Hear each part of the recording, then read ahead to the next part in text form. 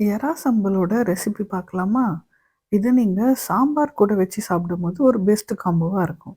Try prawns எடுத்துக்கணும். அது கூட காஞ்ச மிளகா வந்து ஆட் பண்ணி வச்சுக்கணும்.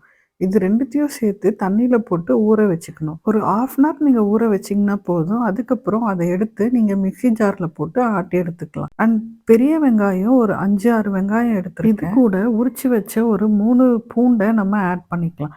பூண்டும், வெங்காயமும் எவ்வளோ போடுறோமோ, அதுதான் இதில டேஸ்ட் குடுக்கும். இது கூட நீங்க ஊற வச்சு வச்சிருந்த இந்த ட்ரை ப்ரான அரைச்சு எடுத்துக்கோங்க. இந்த அளவுக்கு நீங்க அரைச்சீங்கன்னா போதும். இத எடுத்து இப்போ நம்ம இந்த பேன்ல ஆட் பண்ண போறோம். இத ஆட் பண்ணும்போது நீங்க தண்ணி எதுவும் இதில ஆட் பண்ண தேவையில்ல. அந்த அரைச்சு வச்ச பேஸ்ட் அப்படியே நீங்க இதில போட்டுட்டு, இந்த ட்ரை ப்ரான்ஸ் வந்து நீங்க இங்க சென்னையில கிடைக்கிற சன்னாங்குன்னி போட்டீங்கன்னா, இவ்ளோ டேஸ்ட் குடுக்காது.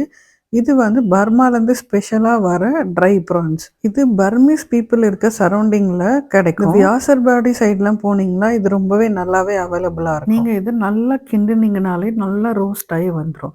இது கூட நீங்க சால்ட்டுமே வந்து தேவையான அளவு பார்த்து ஆட் பண்ணிக்கலாம். இது எங்க வீட்ல எல்லாரோட ஃபேவரைட் டிஷ். இது உங்களுக்கும் ரொம்ப ஃபேவரைட்னா கமெண்ட்ல சொல்லுங்க.